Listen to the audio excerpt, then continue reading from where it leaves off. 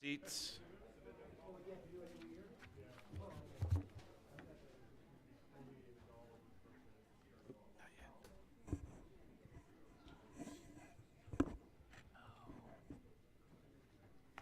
Everybody please stand. For the pledge, we'll take a moment of silence.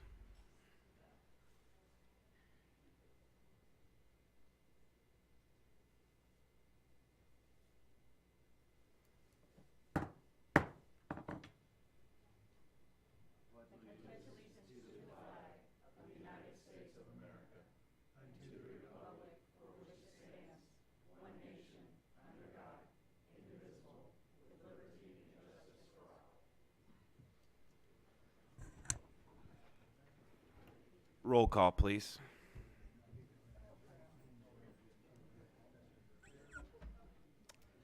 There are 18 present, and as you notice, the screen is not on. We may have to do the total meeting by voice vote. We're having some technical difficulties. And What do you want to say on? 18 present. 18 present. First order of business is the approval of the minutes of February 9th. Is there a motion to put Ms. Duncan, Ms. Daly? Any questions, comments, or concerns to the minutes? Seeing none, we gotta have to do roll call, or can I say all in favor? Roll call. As far as I know, it's roll call. Member Blair? Aye. Member Bryant? Aye. Member Coates? Aye. Member Daly? Aye. Member Dillon? Aye. Member Duncan? Aye. Member Elsasser? Aye. Member Groves Allison? Aye. Member Hare? Member Kelch? Member Phelan? Member Renault? Aye. Member Ricker? Member Rosenbaum? Member Rulin? Member Salzer? Member Williams? And Member Windish? 18 ayes.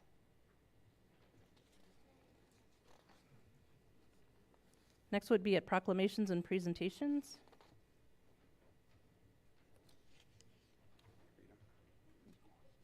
We have, first up is we have a proclamation recognizing the 125th anniversary of Bradley University. Camille and Eden.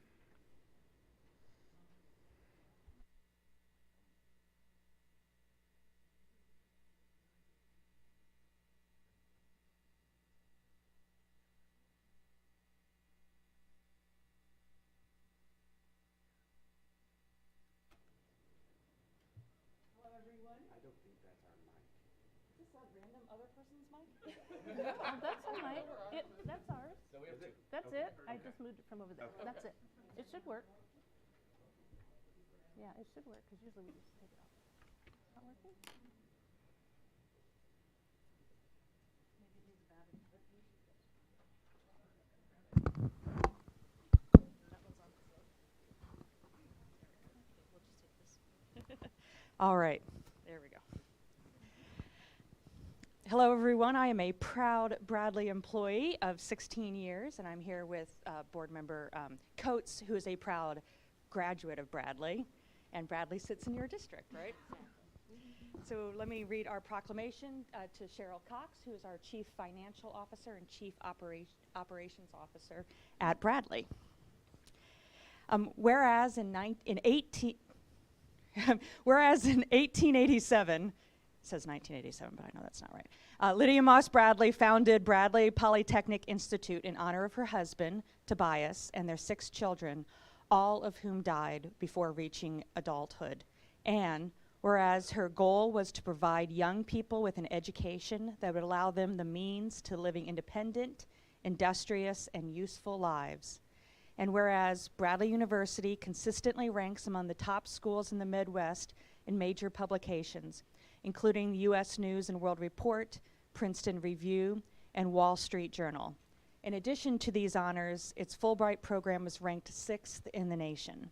And whereas Bradley University has offerings for students of all ages, including classes through the Turner School of Entrepreneurship and Innovation, the Charlie Steiner School of Sports Communication, and programs and tours through the Osher Lifelong Learning Institute.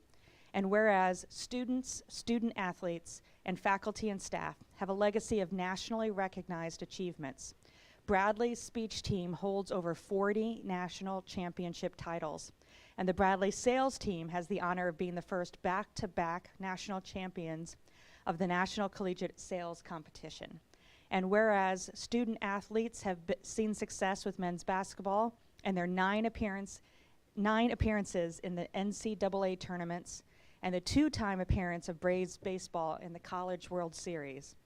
And whereas the Foster College of Business received the Innovation and Leadership of Business Education Award, and in 2009, the Bradley's International Trade Center was awarded the Presidential E Award for U.S. exporters. And whereas Bradley University is renowned for driving generations of change for the last 125 years and the next 125 years, and we thank them for being a lifelong community partner. Now, therefore, I, James C. Dillon, Chairperson of the Peoria County Board, on behalf of the County Board, do hereby acknowledge the 125th anniversary of Bradley University, dated this, the 9th day of March, AD 2023. Signed, James C. Dillon, Peoria County Board Chairperson, and Rachel Parker, Peoria County Clerk. You're welcome.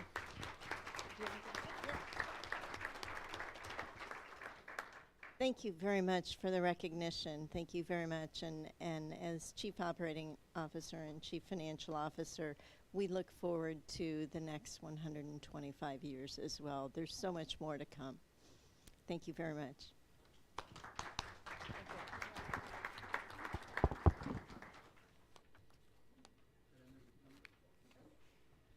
Well, first of all, I wanted to mention that Mr. Ricker and Mr. Salzer and myself and anyone else were also alumni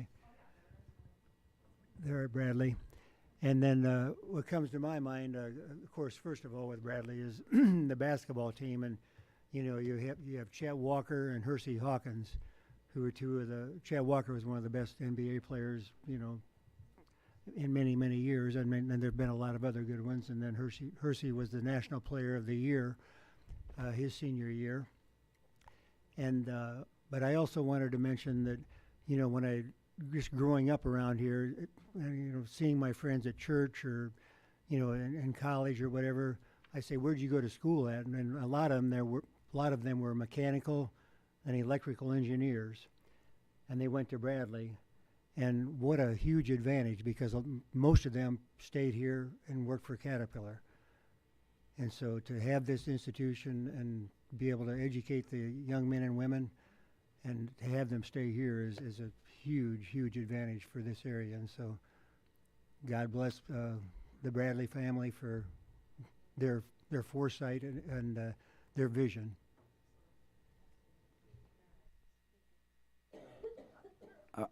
I was just going to comment that I go a little bit farther back than you do, Brian, because I grew up in the late 40s and 50s when they were #1 in the nation, and they had one of their players who was the #1 draft choice in 1951, and that was Gene Squeaky Melchiori, and he was just the idol of all of the kids that were growing up at that time. And Bradley, of course, finished second in both the NIT and the NCAA. And Bradley University also had a chance to go to the very first NCAA tournament, but a coach that I had in high school by the name of Ted Panish explained to me how they decided they were going to go back to New York, because they'd gone to New York the year before to the NIT, and he said they didn't want to go up to Northwestern where they were going to hold the first NCAA. And the team that won it that year, Oregon, Bradley defeated in the regular season. I don't know whether anybody knows that or not. Some of you who are basketball fans probably do recall that. But when you travel around the country and people that are my age or a little bit older, when you say, they say, where'd you go to school? And I'll say, Bradley. Oh, yeah, we know where Bradley is and so forth. That's in Peoria, home of Caterpillar and all that. So there's two things that Peoria is known for, of course, Bradley and Caterpillar. One of them, of course, is not here as the home anymore, but we've got a lot of people from Caterpillar. We have a number of people who probably have worked at different times for Caterpillar. But Bradley University, good school. You get your money's worth.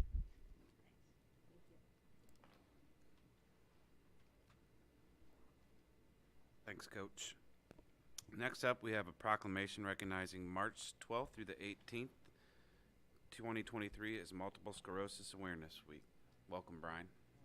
Thank you, Mr. Chairman.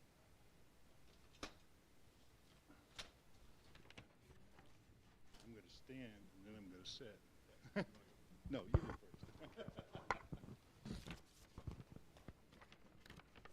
Good friend of mine, Brian, here tonight with the MS Central Illinois Community Council. I got to know Brian actually about a year ago, roughly this month, and Brian and I have connected and become good friends, both professionally and on a personal level as well. Brian is the type of person that everyone around the Horseshoe would love to have on their team because he is one of the biggest advocates in the community, not only for the community, but specifically here tonight for MS Society. So with that, gives me a lot of pride to be able to read this tonight, Brian, be able to stand beside you. Thank you. Thank you. Whereas multiple sclerosis is a neurological disease of the central nervous system affecting 2.8 million people worldwide, including more than 1 million in America, and whereas the National Multiple Sclerosis Society Greater Illinois Market reports that in our state over 21,000 people are living with MS, and that the disease generally strikes people in the prime of their life between ages 20 through 50, and the cause and course of the often debilitating symptoms of MS remain unknown and no cure currently exists. And whereas the National Multiple Sclerosis Society has been committed for 77 years to a world free of MS, heightening public knowledge about and insight into the disease, and whereas since 1946, the National Multiple Sclerosis Society has been a driving force of MS research, relentlessly pursuing prevention, treatments, and a cure, and has invested more than $1 billion in groundbreaking research.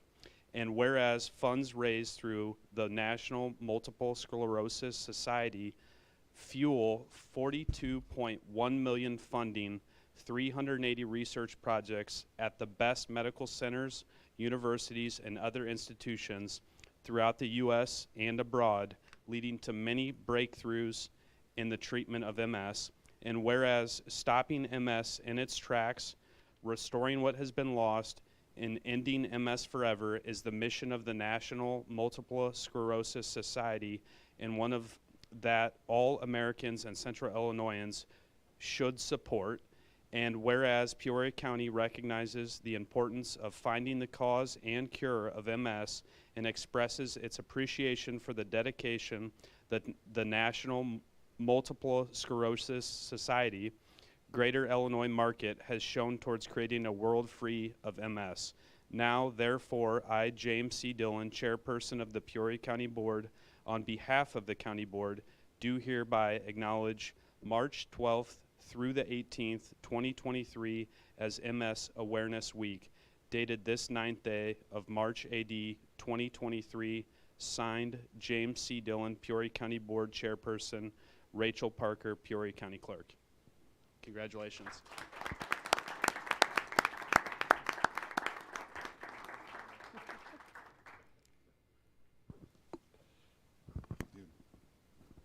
I'll keep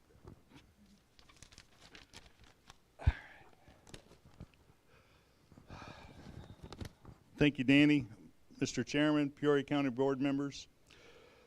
I want to point out one thing about this proclamation. It says 22,000 Illinoisans. Those are 22,000 Illinoisans that are registered with the National MS Society. through our healthcare access team, we know that number is double. So we've got a lot of work to do here in Central Illinois. And I'm very proud to be leading the charge to make this happen. So, Mr. Chairman, Peoria County Board members, speaking for the National MS Society and the entire MS community, I'm extending a heartfelt thanks and gratitude for your recent proclamation in support of MS Awareness Week. Your efforts in raising awareness about multiple sclerosis are truly commendable, and it is heartening to see the County of Peoria showing support for multiple sclerosis. As someone who has been personally affected by multiple sclerosis, I understand the challenges that people with MS and their families face every day. This disease can have a profound impact on a person's quality of life, and it's crucial that we work together to raise awareness and advance research toward finding a cure. The National MS Society has many arms, from programs, support, and advocacy, but our main thrust is research. The National MS Society is dedicating to advancing the understanding and treatment of MS through groundbreaking research, and we're proud to say that we are currently funding 380 new and ongoing research studies around the world, with 10 of these studies taking place right here in Illinois. So, when fundraising, people often ask me, do the funds stay in Illinois? And my response is, does MS stay in Illinois? Well, to that point, we are delighted to partner with the Illinois State Lottery for the MS Project Instant Win ticket. And we are thrilled to see the net proceeds of this ticket sales going into the Illinois Lottery MS Research Fund. This fund is critical in supporting the research efforts of neurologists, scientists, and other medical professionals across the state who are working towards a better understanding and treatment of MS. We are also actively recruiting and providing grants for providers to specialize in MS care. The Illinois Neurological Institute has met the requirements to be certified as a National MS Society Care Center, and one of Peoria's newest providers, Springfield Clinic, has expanded neurology to Peoria with the goal of becoming a National MS Society Care Center. We are also working with UComp and Bradley University to provide educational programs on multiple sclerosis. And with that said, I'm emphasizing the National MS Society supports the city and county of Peoria to be a premier biotech center. Your support for our efforts in Peoria is greatly appreciated. We are proud to be partners with you in our efforts to improve the lives of those affected by MS. Thank you once again for your proclamation in support of MS Awareness Week, and we look forward to continuing our partnership with you in the future. And together we are stronger. And I want to take a minute and invite every one of you and the entire county of Peoria to come out to Walk MS Peoria on April 23rd at Junction City Shopping Center. Thank you.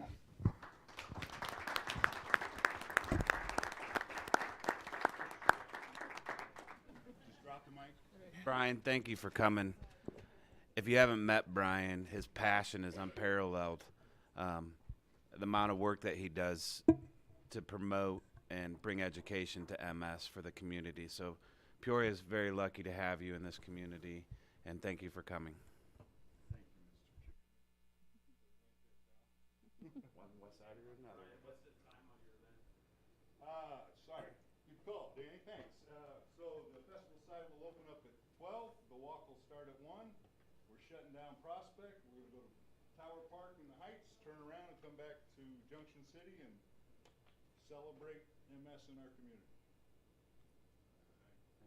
Any questions? See y'all there.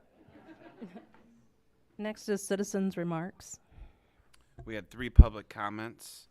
Since the timer is not up there, we'll just be keeping a timer on the phone, and I'll notify the speaker when there's 1 minute left. So each speaker has 5 minutes. First one is Nicholas Hall.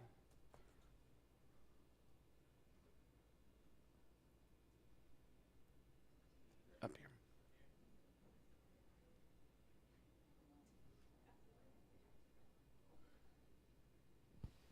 Well, I was hoping that maybe my friends with Peoria Proud would be able to go before me, but I guess I will go first. I'm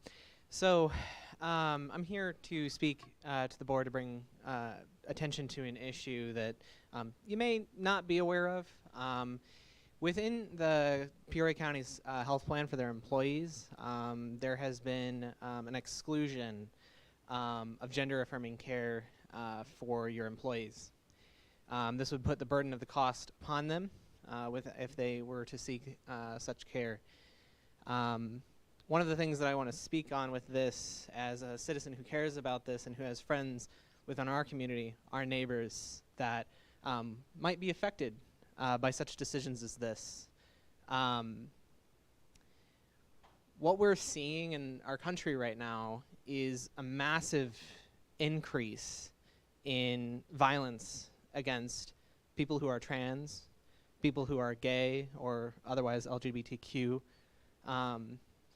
And what is happening, right, is that right now we're seeing that I believe it's the FBI has put out that the gay community is under a domestic terrorism warning because of how much violence and how much extremism is coming out into our communities.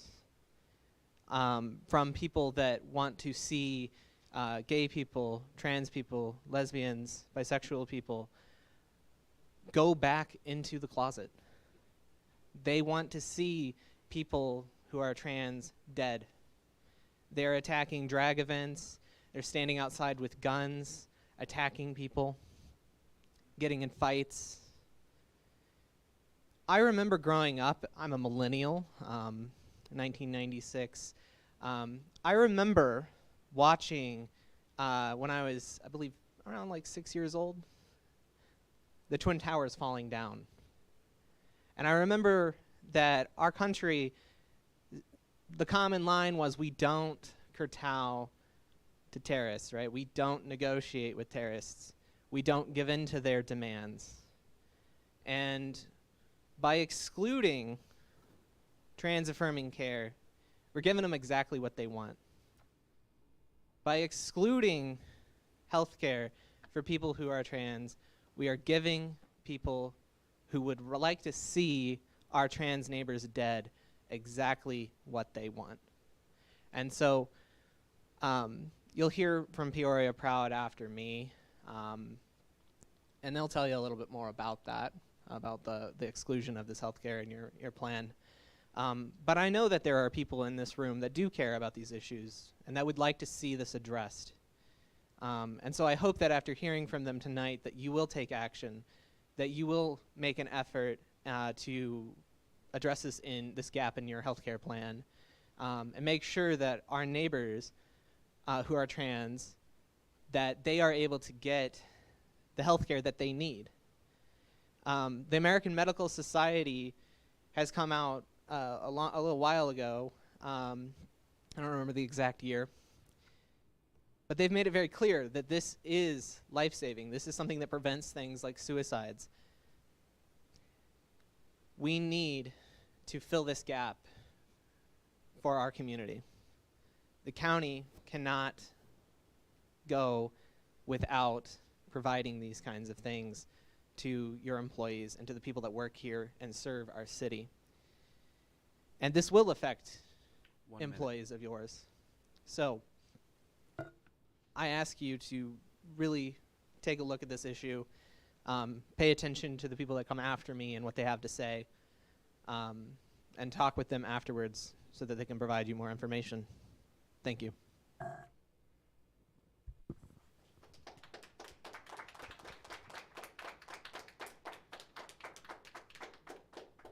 Sorry, Mr. Hall, I chose you first because I knew it was the one last name that I wasn't going to butcher.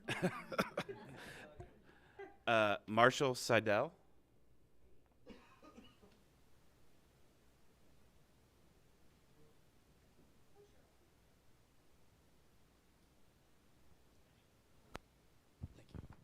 Hi, everyone. My name is Marshall Seidel, and I'm the Vice President of Peoria Proud. A little bit about me is that I'm 19. I know, surprising.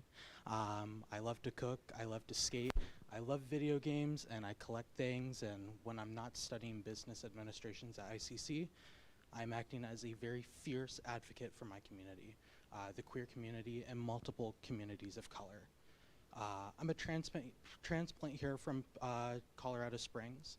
Club Q was less than 5 minutes from my home. So trans and gender affirming healthcare is something that is deeply personal to me. I'm transgender.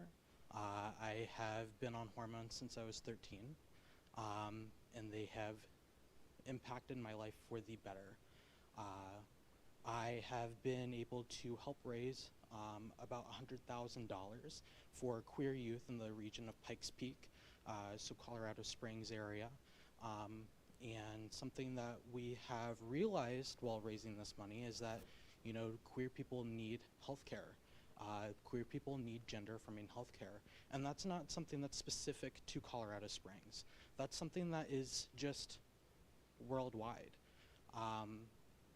We cannot just let our fellow community members die because we refuse to give them healthcare that they deserve. People deserve healthcare that is suitable for them. Something about me, when I was starting my transition, I had a cancer scare, and I was looking at going on chemotherapy for sickle cell and chronic myeloid leukemia, and it wasn't looking great. Thankfully, I had the healthcare that I deserved, and I was able to start testosterone, and those issues went away. I was pre-diabetic, that issue went away, and not only am I not dealing with suicidal ideation, I'm not dealing with multiple health complications, whether they be physical, mental, or not, and I'm able to study business, and I hope to be working alongside some of you one of these days. Just like with Peoria Proud, I also work closely with PFLAG. I'm also a founder of Peorians for Black Liberties. Trans healthcare isn't just for white queer people in the area, it's for everyone. My people of color who are my siblings, who are also trans, they have a harder time getting access to this healthcare that they also deserve, that they also need. So thankfully, I'm one of the lucky few that is able to have this healthcare. And you know, I love that Peoria is a safe haven for queer people like myself that have this access, who are able to thrive just like I am, who I get to pass in the hallways at school, or I get to see at board meetings, or I get to found groups with. But if we deny people this access, then you might notice some people around you that are missing. Whether they have to move away to find healthcare, which is expensive, very expensive, or maybe they're taking their lives at home. Healthcare is more than just, you know, feeling physically better. It's also feeling mentally better as well. A lot of my friends, you know, maybe older or younger, when they have access to this healthcare, or at least they know that it's there, they have that speck of hope, it betters their mentality, it boosts their morale, and we don't see these fatalities that we shouldn't be seeing in the first place. It's depressing. We have this. We have a community that wants to fight for this, and we need you all to fight for this as well. Because maybe it's not you, maybe it's not just me, but it might be a few others in this room that you call your friends, family, lovers, or I mean maybe enemies, I don't know. But at the end of the day, healthcare, whether it be gender affirming or not, is a right, and everyone deserves it, even if you disagree. Because again, it might not be you, it might not be anyone in this room, but it might be someone that you love and care for a lot. So before you decline something that you feel, you know, that you're uneducated on, I would hope that you would reach out to organizations like PFLAG or Peoria Proud and do your research, because your decision kills people. And we should not be murdering people because we disagree. It's more than just a disagreement. Thank you.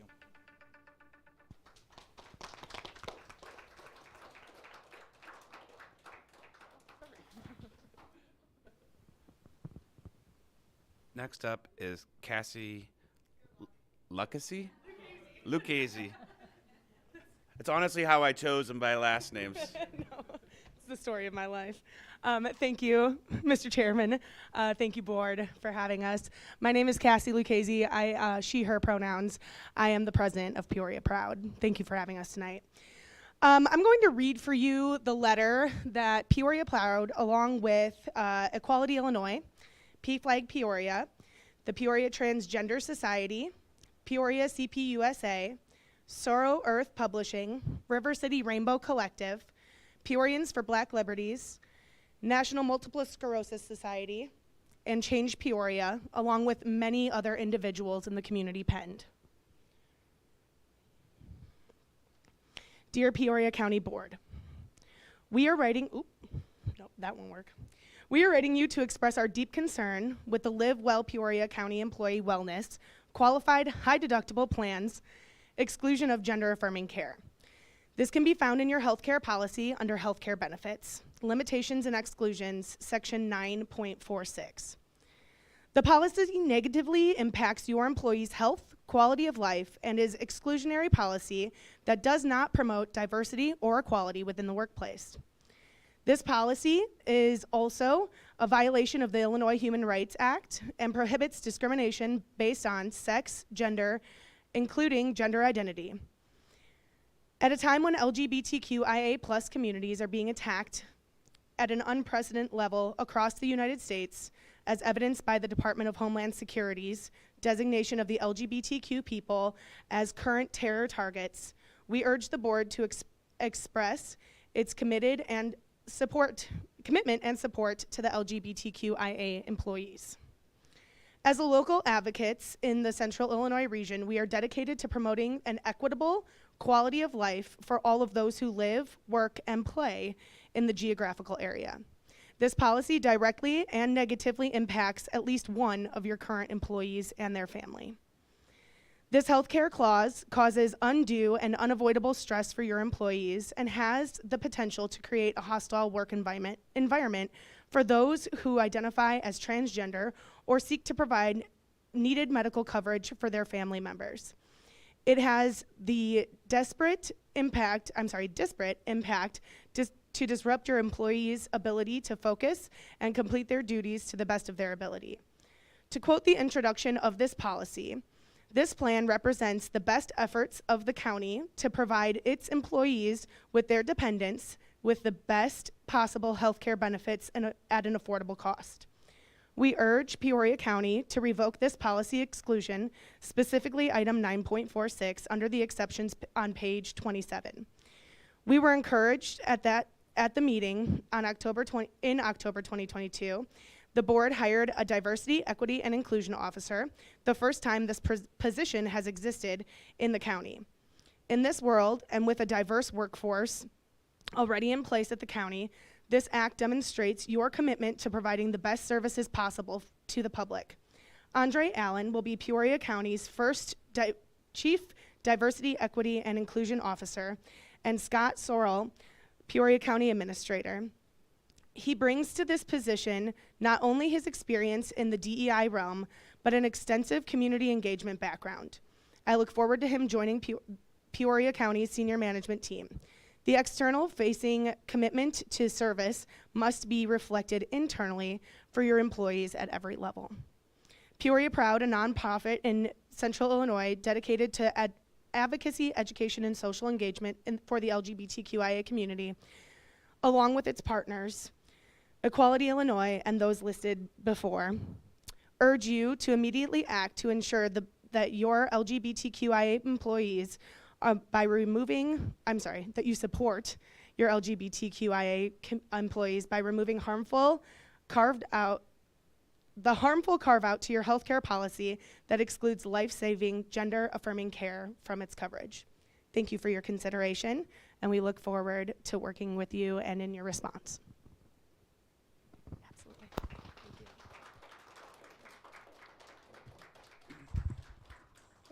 Next, before we get to consent agenda, I'd like to see if we can get a motion and a second to suspend section 12 of the rules so that we can just do a voice vote instead of a roll call vote. Member Daley? Member Allison? Is everybody clear on what I'm asking to suspend? Okay. Member, Do we have to roll call this one? Then we. Oh. So instead of an individual roll call of each name, we'll do it like we do in committees. I'll ask for all ayes and then all nays. And if there's nays, then we'll separate them. Do I have to do roll call on this one since I haven't suspended the rules yet? Okay, so we'll have to do roll call on this one but that will allow us on the consent agenda and everything else.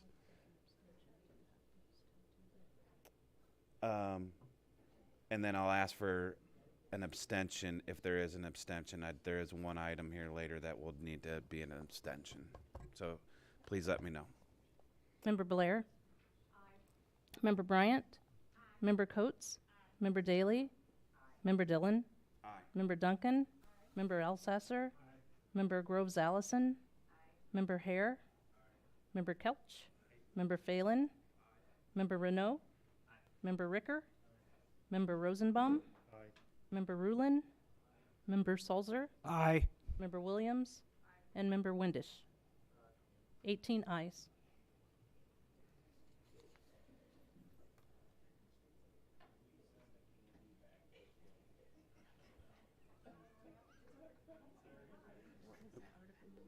Section 12. Section 12.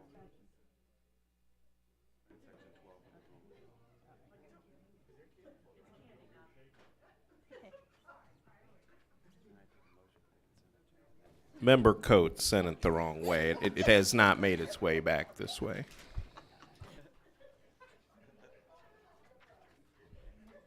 All right, next we're at consent agenda. Is there a motion for the consent agenda? Mr. Alsasser, Mr. Rosenbaum. Mr. Couch? We'd like to pull number F. Yes, thank you. Is there anything else that'd like to be pulled? Ms. Blair? Number J7, whatever.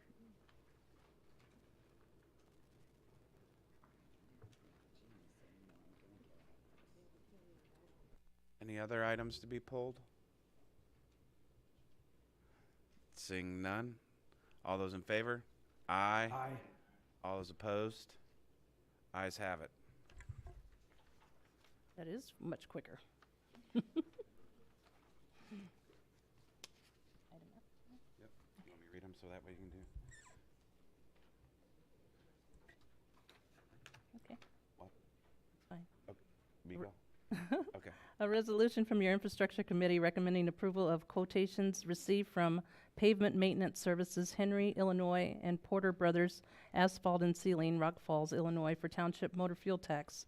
Deliver and install proposals for seal coating and tilling various township roads, which is item F on the consent agenda.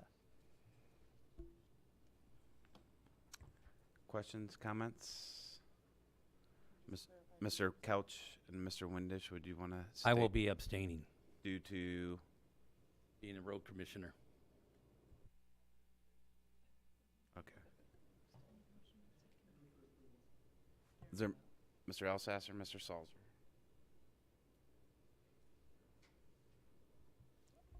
All those in favor? Aye. Aye. All those opposed? And those abstaining? Aye. Yeah.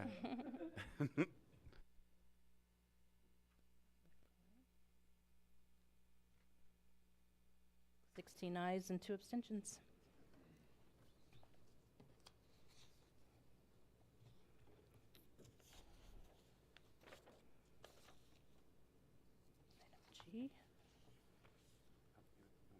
Item J7? Or item J? A resolution from your infrastructure committee recommending approval of a cooperative research agreement between the County of Peoria and Bradley University for the purpose of maintaining the pavement management program. Is there a motion to approve? Mr. Salzer, Mr. Rosenbaum. Ms. Blair? I will be abstaining as it involves my employer. Any other questions, comments? Mr. Salzer? I don't need a long explanation, but Dr. Blair is in a totally different department. Has nothing to do with the engineering department. And I just wondered, why would she have to abstain? She wouldn't necessarily. I think it's just the appearance of any sort of conflict. Sometimes members just err on the side of caution for the optics of it. So I'm assuming, I haven't spoken with Miss Blair, but I'm assuming that that's the reason, Dr. Blair, that that's the reason. That would be correct. I am not involved in this department, but I feel that anything with my employer I should abstain from. Very good. Any other questions, comments? Seeing none, all those in favor? Aye. All those opposed? And those abstaining? 17 ayes, 1 abstention.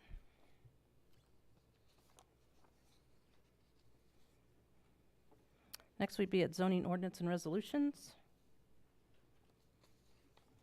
Item A is a resolution from the chairperson of Ways and Means Committee and the county administrator recommending that the county board chairperson be authorized and directed to execute deeds of said property to the highest bidder and be authorized to cancel the appropriate certificates of purchase. This resolution shall be effective 90 days from March 9th, 2023, and any transaction between the parties involved not occurring within the period shall be null and void. Is there a motion? Ms. Duncan? Second, Ms. Bryant. Any questions, comments? Seeing none, all those in favor? Aye. All those opposed? Anyone abstaining? Ayes have it. 18 ayes.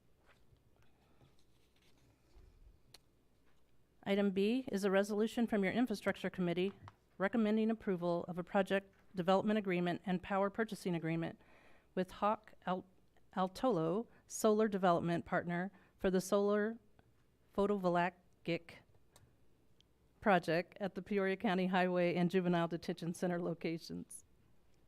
Mr. Salzer? Mr. Ruin? We have a presentation. I know most of everybody got it in the pack, but have Scott go through the presentation and then we'll have questions. Great.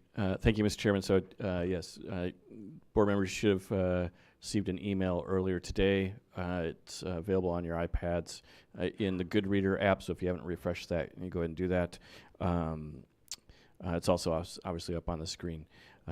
Even though this came out of Infrastructure Committee unanimously, Mr. Salzer asked for it to be placed on the regular agenda tonight because there were quite a bit of discussion and several questions at the committee level.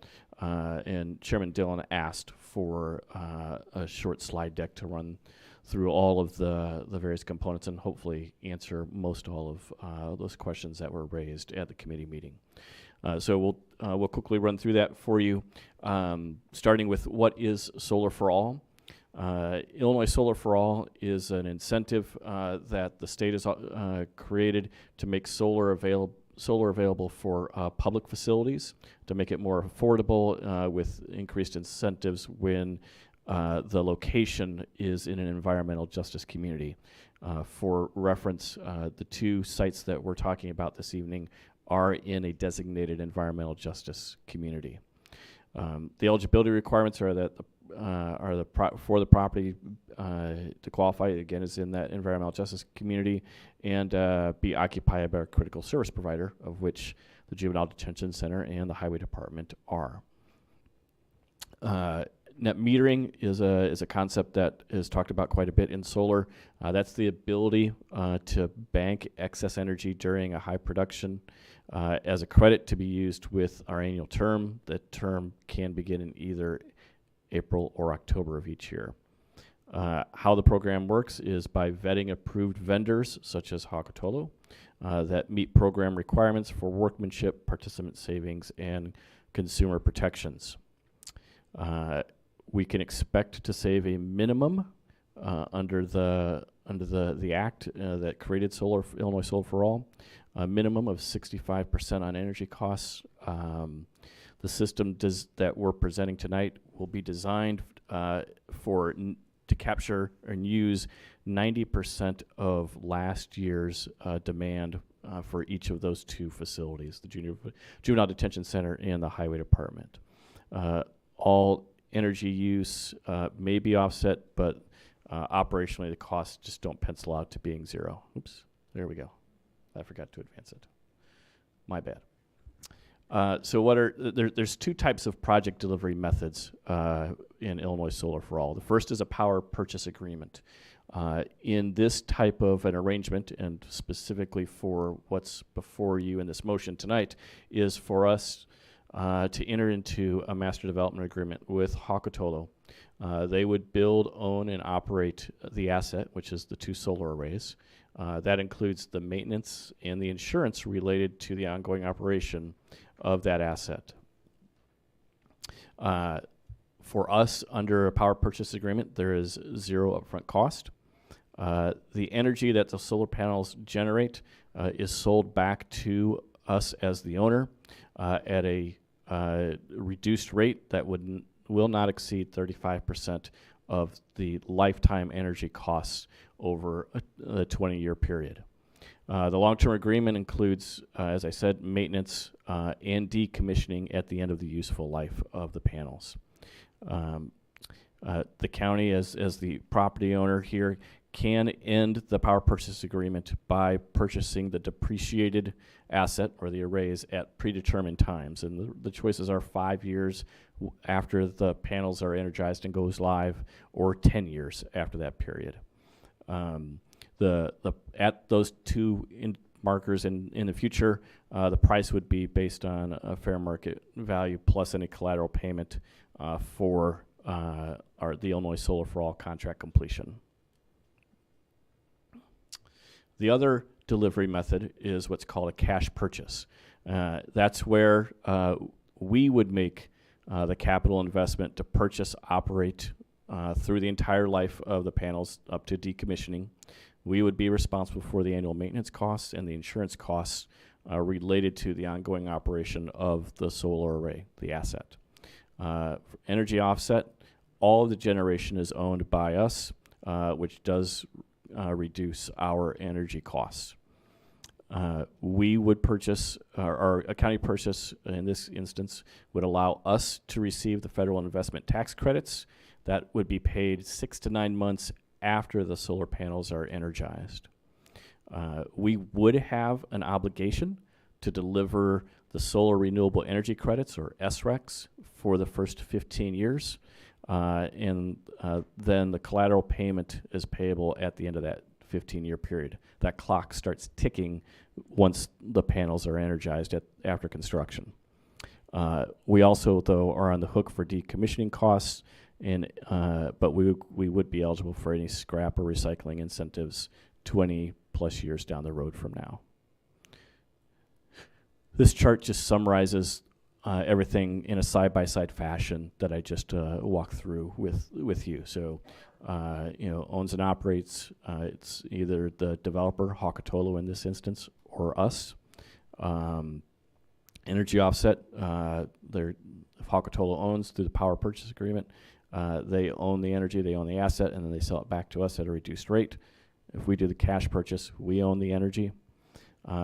Federal tax credits, again, paid 6 to 9 months after they're energized. Those get paid to developers. So that would be Hakatolo in the instance of the power purchase agreement. If we do the cash purchase, paid to us. Obligation to deliver the SRECs and the collateral payment that is paid back to us at year 15. That goes to the developer or the county, depending on which option is chosen. If we were to exercise the acquisition of the array at year 5 or year 10 under the power purchase agreement, we would get that collateral payment in year 15. And then end of useful life, power purchase agreement, there's a decommissioning bond that Hakatolo would be required to maintain, and that bond will, in essence, pay for the decommissioning at the end of the useful life of the panels. If we do cash purchase, then it's our financial responsibility to cover those costs. So what are some federal and state incentives that are available? At the federal level, there's the federal investment tax credit, which is 40% of the cost, payable at 6 to 9 months after the project is energized and operating. A drawback, though, is the IRS is in charge of the rulemaking for how that's going to work. And for public sector entities like ourselves, they have not written those rules yet. So they're in the rulemaking process, so we don't know exactly what that's going to look like. State of Illinois incentives, the Illinois Solar for All program, there's an additional 52% of those costs meeting the criteria through the SRECs. 2% of that, roughly, is what's held back and would be eligible in year 15. So let's look at the two sites that we're proposing tonight. The first is the Highway Department Maxwell Station on Plank Road. That's the main station of the Highway Department. You can see on the map here, this is west of the jail and the JDC on Plank Road. Currently, the solar array is in farm ground that we own and lease for cash rent purposes. This is just a demonstration of what it would look like from a size standpoint. We do have some alternate locations that would not impact the farm operations and cause us to have to open up the lease agreement with the farmer. Some system characteristics. So the size of the array for the highway department would be 93 kilowatts. It would generate on an annual basis a little over 125,500 kilowatts. The capital investment that would be needed is $279,000. For those that it's important to, we would source, whether it be a cash purchase or a power purchase agreement, we would source both the panels and the inverters from American manufacturers. That 40% investment tax credit from the federal government for this component is broken out to be $111,600. The SRECs pencil out to be $147,312. For purposes of estimating costs and energy savings for this project, we're using a retail energy cost of 12 cents per kilowatt hour. Over the 20-year life, that is likely to change, but we really have no way of estimating that right now, so we just took a flat 12 cent per kilowatt hour rate. Our year one cost savings is almost $15,000.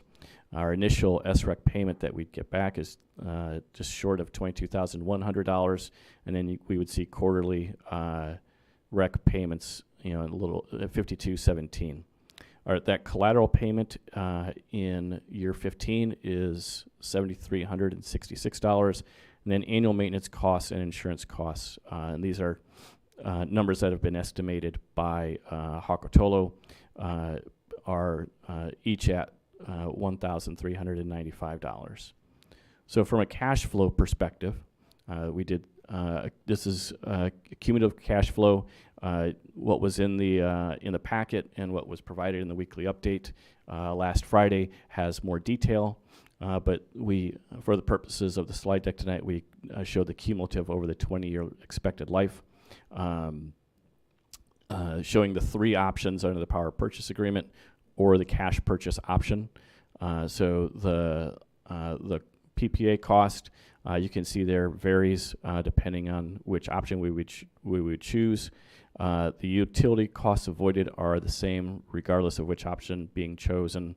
And when you cash flow everything out over a 20-year period, cash purchase would be just by roughly $500 over the 20-year period would be more advantageous versus doing the power purchase agreement, where we would look at buying out that agreement at year 5.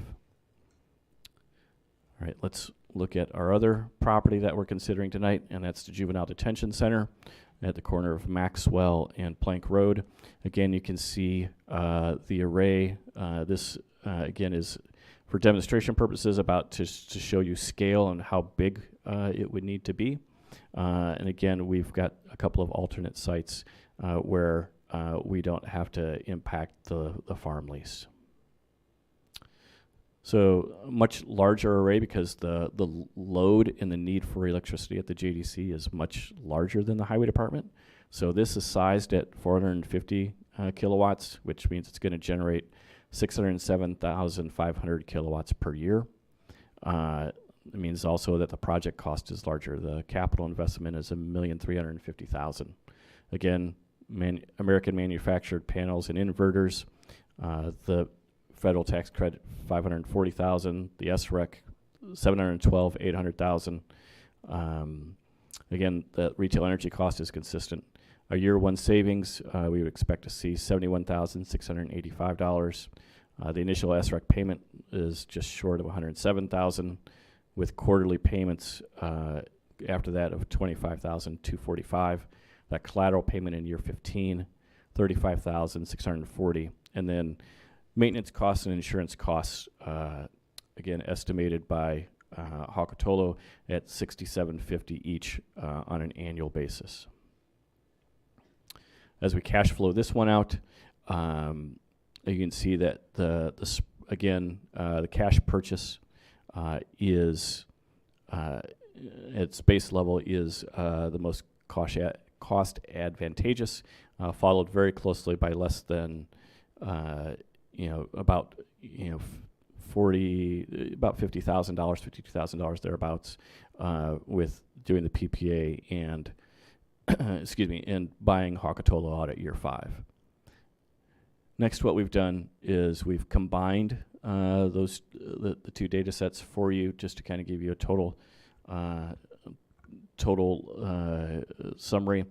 So both arrays combined, we're looking at 543 kilowatts. The capital investment is $1,629,000,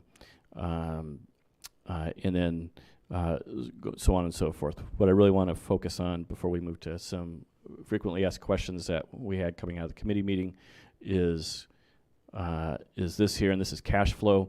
The top one really takes the two tables from the prior and combines them directly, and then the bottom table adds in our estimated operating expenses if we were to exercise the buyout at year 5 or year 10, or if we were to do the cash purchase.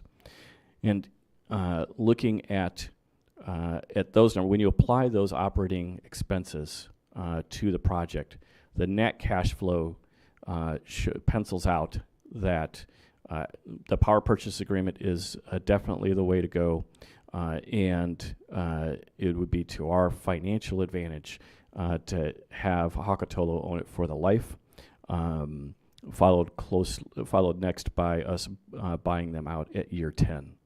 What we have now are some frequently asked questions that came out of the committee meeting.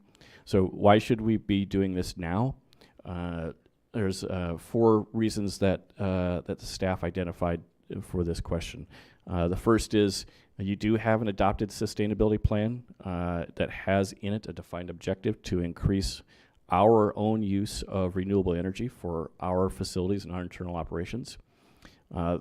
Even though we aggregate our energy costs, those are still rising, and we can do our part by reducing demand on the grid. We all experienced last year the potential, even though it never occurred, but the potential for brownouts in both our facilities and in our community. By being less dependent on the grid, we hope to avoid those issues in the future. Third, we would plan to look at through a phased approach, looking at doing this at other facilities, and then financially, under the Federal Infrastructure Act, the federal tax credits are now available for public sector entities. Prior to that, they were only available for for private sector. Second, what are some of the operating costs for us? Well, we've got that one-time cost in today's dollars for decommissioning. That's been estimated by Hakatolo at $200,000. That will obviously change over the 20-year lifespan, but that's the current dollar estimate. Annual insurance. This is our number that that our best estimate that we were able to get from our carrier, and that would be an annual cost of $10,631, and then annual maintenance. That's the combined, but that we saw from Hakotolo, which we believe to be a pretty good number. Another question that came up in committee is, how does this agreement that you're voting on in this resolution impact our existing agreement with Trajectory Energy? There is zero impact. The project that is on the floor right now is for behind the meter and is exclusively for the two facilities that we've identified, the JDC and the Highway Department. Trajectory Energy's project, which the previous board approved, is a land lease for a community solar project. Those projects generate utility scale solar to the electric grid, and then that electricity is sold to low-income residential customers that live in qualified census tracts and environmental justice communities at deeply discounted rates. Another question that was asked in committee: if the county pursues the cash payment option, how are we going to pay for it? As we saw, the two projects would require $1,670,000 and change. The capital investment would, after all the approvals were done and everything, would come in late 2023 or maybe early next year.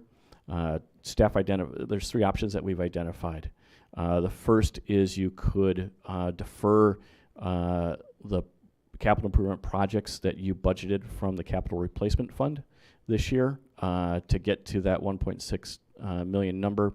That would be three projects: the masonry repair project here at the courthouse at $300,000, the circuit clerk's remodeling project of $800,000, and the ring road at the jail and $500,000. The second option is we could use general fund reserves, with the caveat that the SREC incentives go back into the reserves. 90% of those project costs come back via incentives in that 2025 timeframe, 6 to 9 months after the project is up and energized, and then 2% comes back via that collateral payment in year 15 after construction. Or we could do some type of blend between those. So some pro-con analysis that we put together. So pros and cons for the power purchase agreement. Pros are the maintenance, the monitoring of the system production, which I want to emphasize in that we don't have trained staff nor the tools right now to monitor the system production to ensure it's fully functioning at peak capacity or peak generation. So maintenance, monitoring, insurance, and operation through decommissioning is handled by the developer. The developer has those skill sets and those tools. There's no upfront cost to us, and we do generate an increased renewable energy and carbon offset. Some cons are that we don't own the power generation. We do have continued energy costs, but at a greatly reduced rate. And should we exercise the buyout in the power purchase agreement, we would be taking on the maintenance, the system monitoring responsibilities, insurance, and decommissioning at year 5 or year 10. So that could be 10 or 15 years worth of responsibility we would be taking on. Some pro-cons for if we do cash purchase. Obviously, we get the tax credits in total. We get the SRECs paid in total to us. We also have the same achievement of increasing the renewable energy and our carbon offset. Some cons are, again, cost of maintenance, that monitoring of the system production that I just referenced, our insurance costs and the operational costs. We do incur the decommissioning costs, and we have that initial capital outlay probably in fourth quarter of this year, and we would not receive those tax credit reimbursements to us until the second quarter of 25. So there's a span there where we've got to, the general fund can't afford it, but it also means that if we choose the capital replacement fund, then we're deferring those projects that much longer. Some key items in a timeline for you. These are divided up by quarter. First quarter of this year, first is the master development agreement that is on the floor right now. If that's approved tonight and then we execute it, Hakotolo goes and works with Ameren to get the interconnection application process started. There's some third-party site assessments that are done. If chosen, the power purchase agreement form would be reviewed as well, so there's some paperwork that has to be done there. Second quarter of this year, Illinois Solar for All required forms get completed and submitted. We need some support letters and need to put together a project budget. The interconnection agreement with Ameren gets finalized, and then we submit the Solar for All application. Third quarter, Illinois Solar for All asks for any clarifications, if there are any, and we should get an award, whether it be for ourselves as if we do it ourselves or if Hakotolo does it on our behalf. Fourth quarter of this year, we finalize the project financing and the final engineering. First quarter of next year, we'll order the panels and all the other materials. There'll be a contract selection process and permitting through the Planning and Zoning Department. When spring comes next year, we'll start construction, and that'll take us all the way through the fall of next year. Once construction's complete, we need to do commissioning, we need to do testing, and then we actually need to connect through the interconnection with Ameren. And that's got to have a final approval by Ameren. And then once all those things are done, the panels get energized, and then we can submit the necessary paperwork to close the project out and apply for those incentive reimbursements. And 6 to 9 months after we do that, we receive the tax credits. Mr. Chairman, that's the slide deck in its totality, so I'm happy to try and answer any questions that the committee might have, or the board might have. Ms. Allison? I have two questions. One, how was Hakatola selected? And second, what are the other sites that you referenced that weren't included? So Hakatola was selected for a couple reasons. One, they've been very instrumental in the solar community, so they bring a knowledge and expertise that we don't have.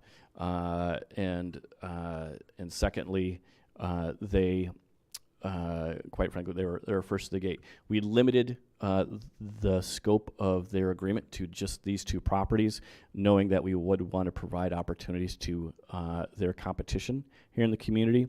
I think next on the list, we are looking at a roof-mounted array for the Health and Human Services campus. We've already, from an architectural and structural perspective, we've designed the roof of that new building to accommodate a roof-mounted solar array. And then we will also evaluate the jail. I think we talked in committee meeting that this building here is, because of shadows of other buildings around us here downtown, this building's probably not a good candidate, but we're going to do the engineering analysis to prove me right or wrong with that statement, so that we've got it definitively. So next steps would be to look at doing a similar agreement with how tonight's vote ends up, doing that with another firm that does this work in the community, and then having them do the HHS campus project, and then perhaps the jail, perhaps this property. We'll look at the other facilities that we have and determine how that best can be divided up. Follow up? Any other questions? Mr. Phelan? If the county was to move forward with a power purchase agreement, and decided at some point in time prior to the end of the agreement to terminate that contract, what does that look like? So the way it's written right now is it's for the entire term, and then we've got 2 bites at the apple to to buy out Hakatolo in this instance. The first one's in year 5, the second one is in year 10. There would be language in there, although I don't have it memorized off the top of my head, Member Phelan, in terms of what recourse we would have and what protections we would have if there was a need for us to terminate for cause. The state's attorney would the state's attorney's office would ensure that we would have protections written into the agreement for that purpose.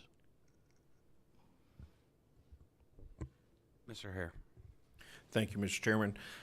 Can you expand a little bit on what the SRECs in 15 years and what the collateral payment is, or just what that process is? I'm unfamiliar with that. Sure. So to ensure that that we hold up our end of the bargain in reducing the load to the grid, we have to do that for 15 years. It's a carbon offset, and those are done in the form of those renewable energy credits.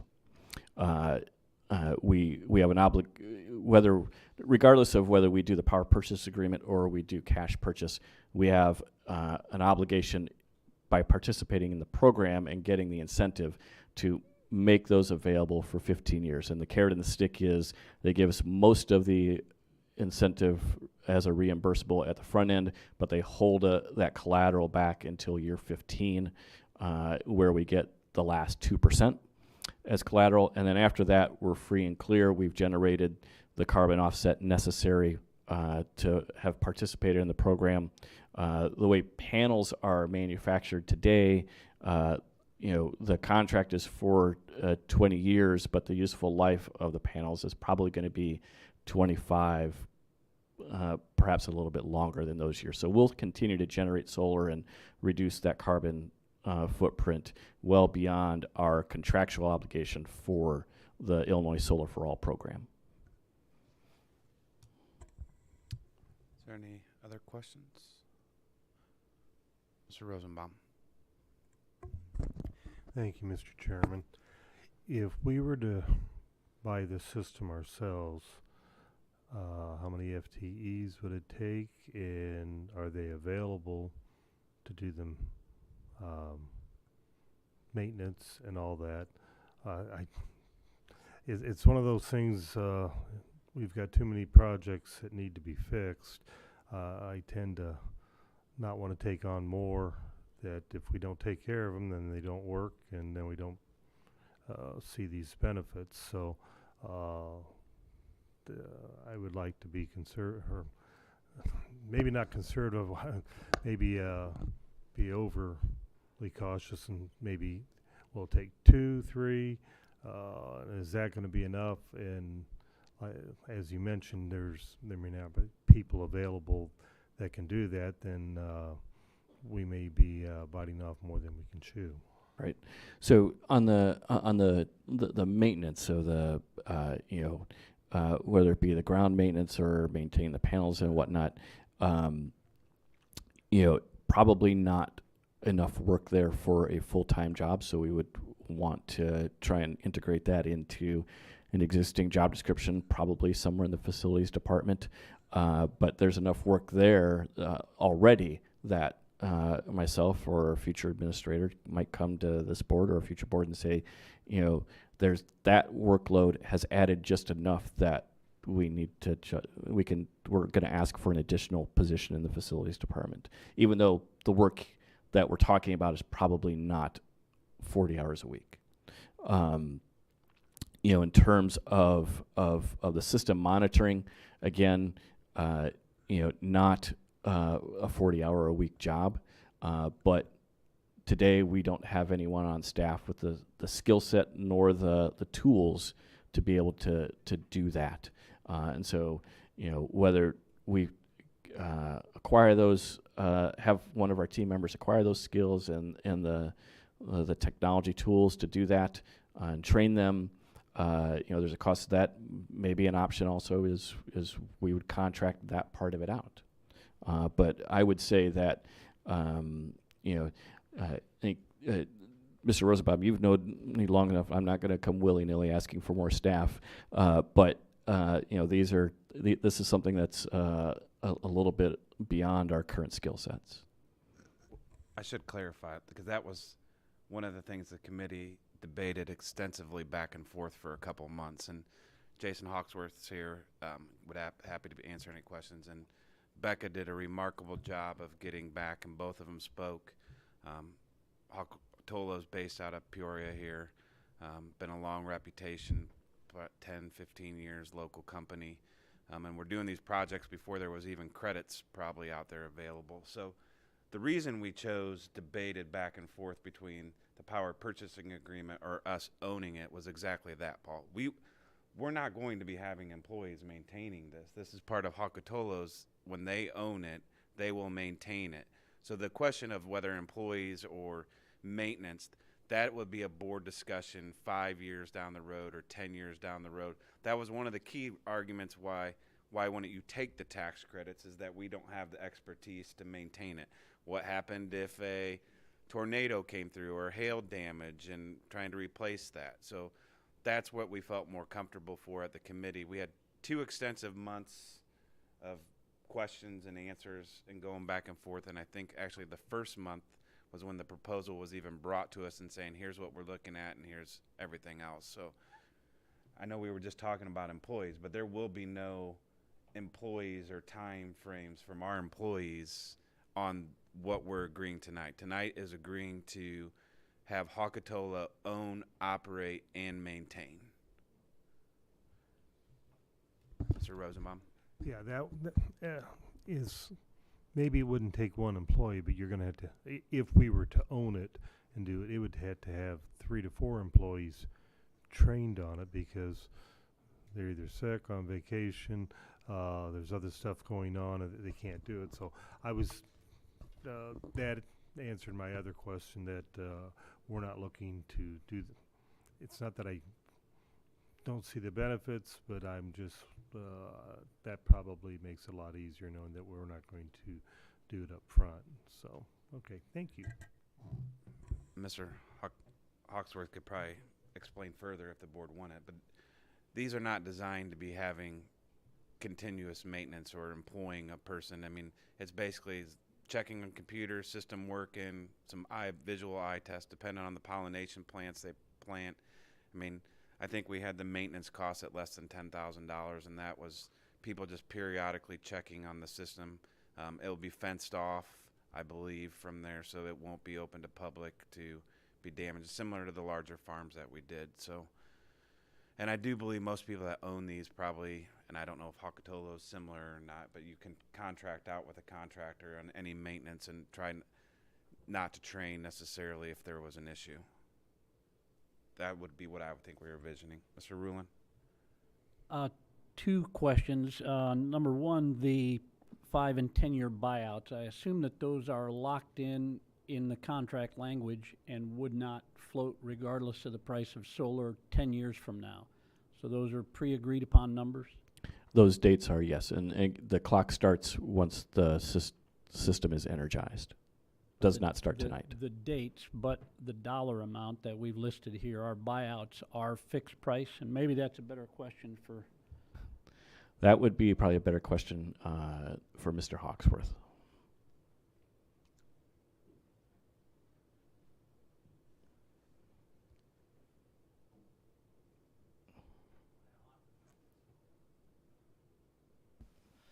There we go.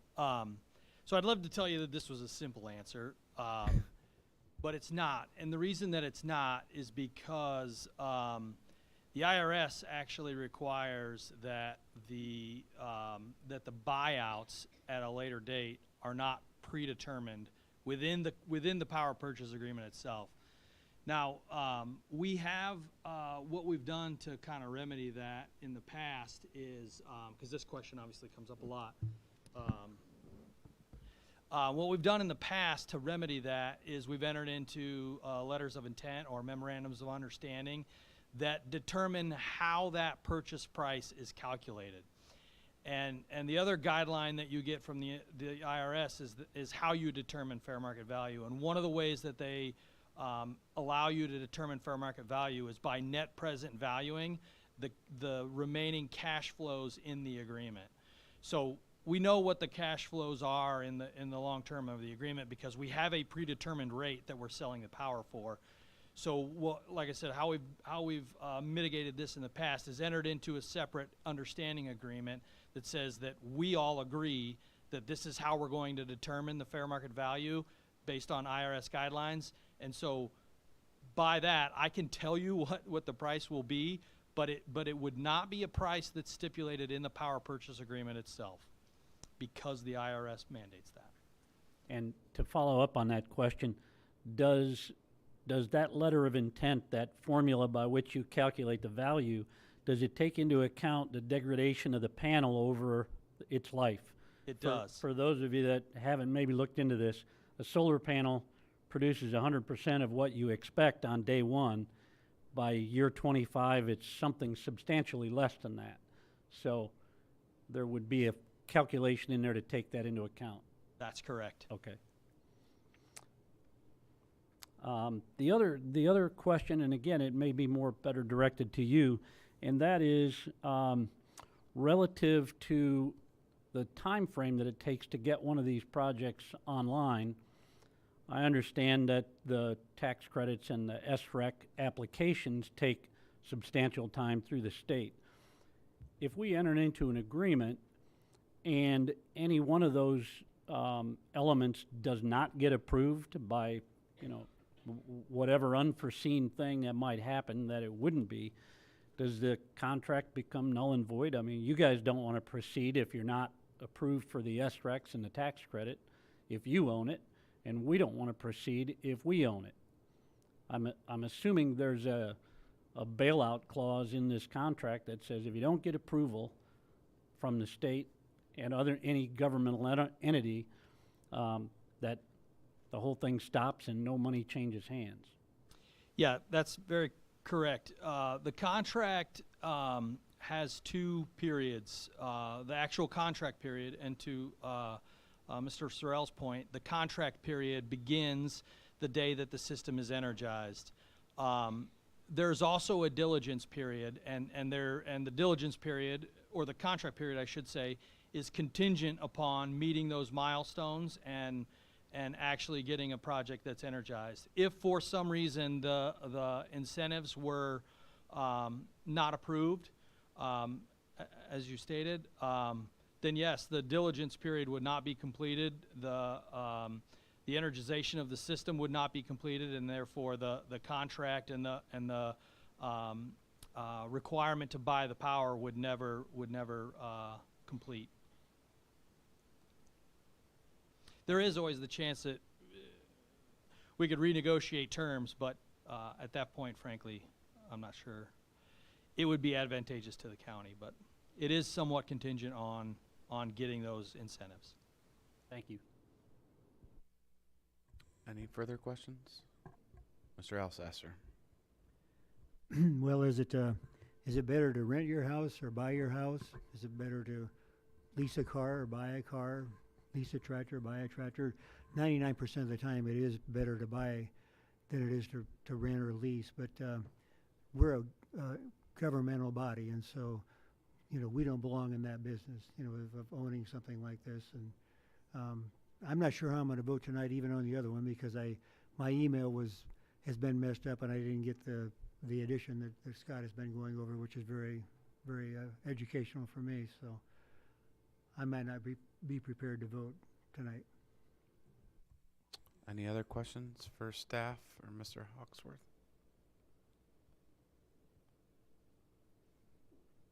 Seeing none, again, I just want to thank Becca for the time that she put into this and the amount of work. And I know committee had quite a few questions, and she was always prepared and went back and got the questions. And Mr. Sorrell, thank you for you and Becca making the slide deck to present tonight. Do appreciate that.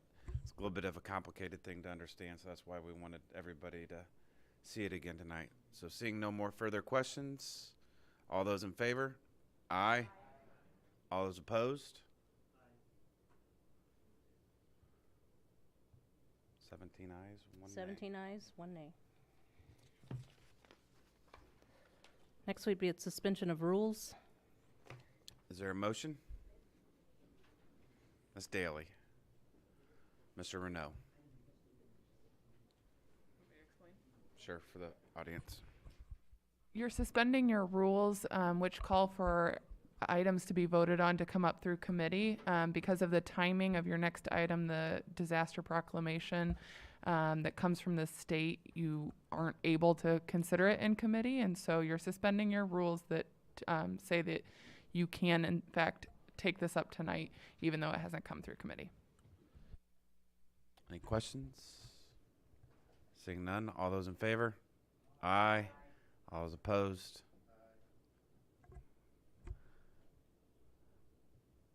So 16 ayes. Mr. Windish and Jennifer Groves is absent.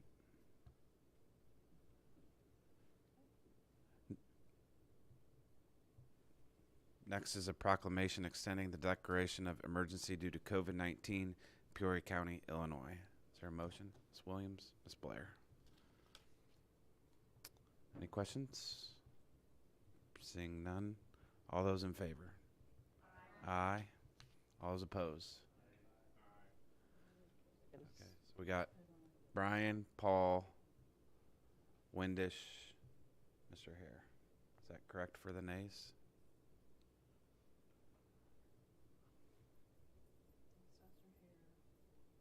Windish. Rosenbaum.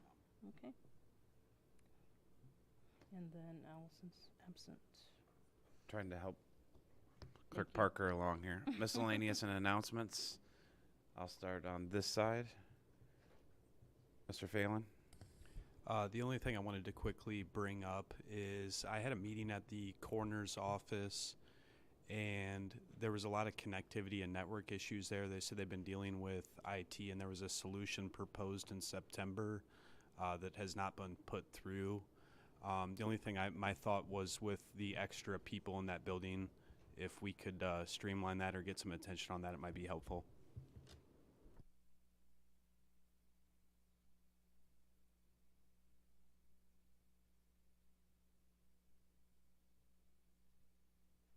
Mr. Rosenbaum. Thank you, Mr. Chairman. I just want to give a shout out to our highway department. One of my friends, and not my constituent, I think he's Brian's, but he farmed some ground down our way, and they needed some culvert replacements, and they got in and got it done last week in a fast and efficient, safe manner. And he called me up and wanted to compliment me, and I had nothing to do with it. So Amy and her team did a wonderful job. I want to give them the credit. Mr. Salzer. I'll let Brian talk more about this, but this Saturday there's a great breakfast. If you want to go to it, and he'll tell you how cheap it is, because it's the only time my wife ever buys me breakfast. But it's the farmer's breakfast out at Exposition Gardens, and I've been going to it since it was in their office over there on Nebraska and University. It's to the east of our United States Department of Agriculture lab, and it's well worth your money. Go ahead, Rob. Well, I don't have the exact cost. They usually charge like 99 cents, don't they? Or oh, it's up now, $1.25. $1.25. Man, that's yeah. Especially with the price of eggs, that makes a big difference. So I think I mentioned at the one of the committee meetings last week that I was going to the city council meeting, and so several of my constituents and myself spoke at 6:15, and our issue was finally voted on at 9:45. So the reason why I wanted to mention that, I'm just so thankful that at the county, at our board meetings, usually it's a professional courtesy that if there's a large group there, that they usually move the agenda item up so that those 30 or 40 or 50 people can leave. And so I'm just so thankful the way we conduct our meetings. I really do appreciate that. Then I want to just talk about my Bradley Braves. We won the season championship. We grounded out the whole year long and won 2 games, and then we just had a bad game. And so I just feel sorry for the boys. But I think there's probably a pretty good chance we'll have a home NIT game next week sometime. So hope everybody goes out and supports them and gives them a boost. All right, just a reminder for the, whoop. Thanks. I just wanted to remind Limestone Township folks that the last meeting to talk about the referendum that's going to be on the ballot is March 23rd at 5 p.m. at the Alpha Park Library. There'll be question and answer period. And this is about contracted curbside trash and or recycling service. So if anybody wants to attend, we've had a really, really good attendance at these. People have been asking lots of good questions, so. Thank you, Member Williams. I know you've worked hard to even get that there. Just a remind, This will be quick. I had a nice chat with Mr. Member Ricker on the way up, and I think it's appropriate, since it's our last meeting before this happened. He's going to retire from Caterpillar, so congratulations. Woo! And I'm sure if any of you need help on your committees, he's going to have a lot of time on his hands. Yeah. I must have picked the wrong occupation. I'm still working. just a reminder, please leave your iPads here tonight for IT to take a look at them. I know everybody got that email, but just leave them there. Wanted to recognize, big thank you to Jim Runyon and the League of Women Voters. I was asked to speak at Drinks and Dialogue a few weeks ago now, and it was a really good turnout and good dialogue, I thought, and I appreciated the opportunity. On that note, too, when the board talked about not getting any media, Tim Shelley with WCBU has reached out and would like either monthly or bi-monthly sit down with board and discuss what's going on after the meeting. So the first one will actually be next week. I agreed to go there and have an interview, but I just wanted the board to know that. And then lastly, before we adjourn, if you have nothing to do on Saturday, the first West Side Parade, Irish Parade, will be happening. Farmington Road is actually going to be shut down, and it'll be a parade modeled after kind of like the South Side Parade in Chicago that always happens the Saturday before St. Patrick's Day. It's got for the first year, it's about 35 floats and a ton of the businesses participating. So it'll be the first West Side Irish Parade. So if you're looking for a family event to come to, well, come on over. Anything else? Mr. Sorrell, did you have anything? All right, meeting adjourned.